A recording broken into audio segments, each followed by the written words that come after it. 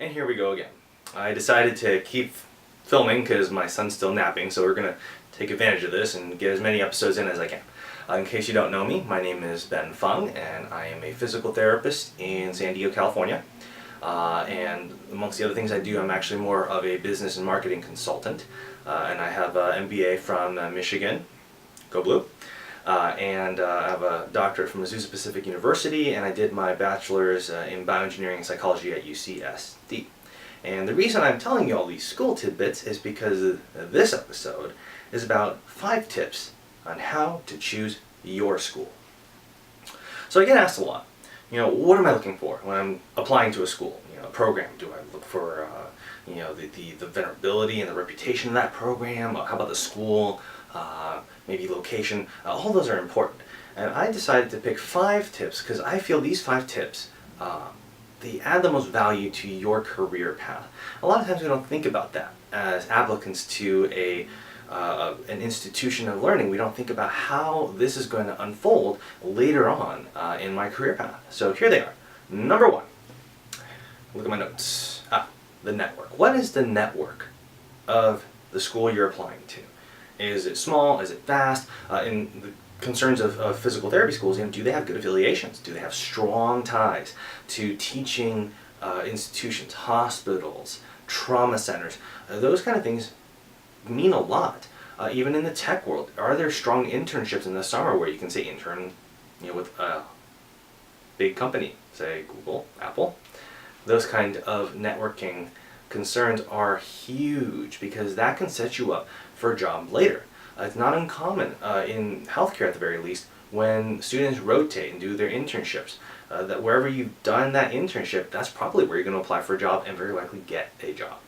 Number 2, what is the brand of that school? Is it a school, say like Michigan or Harvard or Yale or Stanford, USC? Is it one of these large name schools where people just know it and you don't have to explain, well, it's actually kind of located on this part of the state, and it's kind of the rival of this other school you may know, which is really kind of the sister school of that other school? That's not a good thing. Because unless it's a top tier school, nobody cares about that brand. But that brand is a big deal because if you get into something, say Johns Hopkins Medical School, everyone knows it, no questions asked, sure, this is where you can sign if you want the job. Number 3, where is it? Location's a big deal, right? Real estate, location, location, location. And it's important because it affects your life. Are you moving very far to go to this school? Perhaps it's a long, long drive. Maybe it is located in a dangerous part of town. These things you have to decide for yourself how important that is, how it relates to who you are, your cultural and your heritage, and how that plays into a community, as well as your support systems, where your family and friends are. These are really important because those people will help you when you are so down in school. They'll lift you up and they'll nurse you back to health so you can complete the program. So where is it? It's an important question. Number 4, what's the cost? I harp on this a lot. Upper education is only getting more and more expensive, and we're taking out loans and loans and more loans.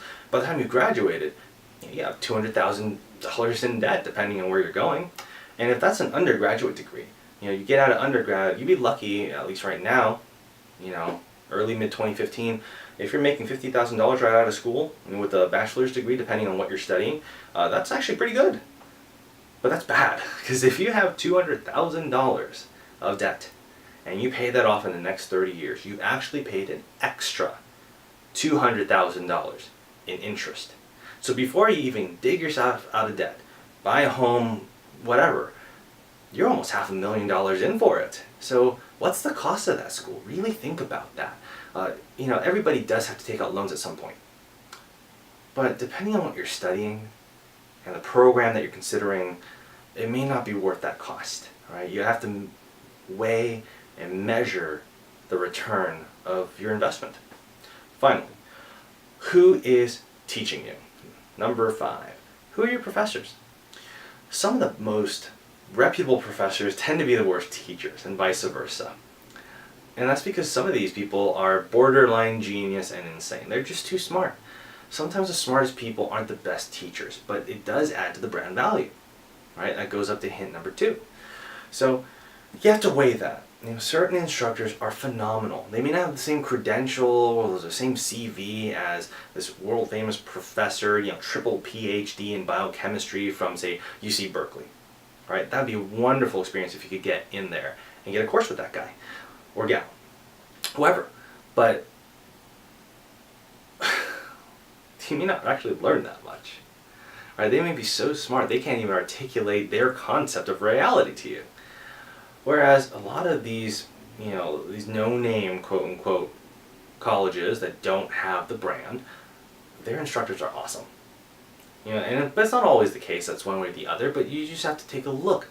You have to research. Who are these people really? That way you can set up your expectations. So, those are my 5 tips. What's the network? What's the brand? Where is it? How much is it going to cost? And who's actually teaching you? So, good luck with your applications. Wish you the best, and until next time, I'm Dr. Ben Fung.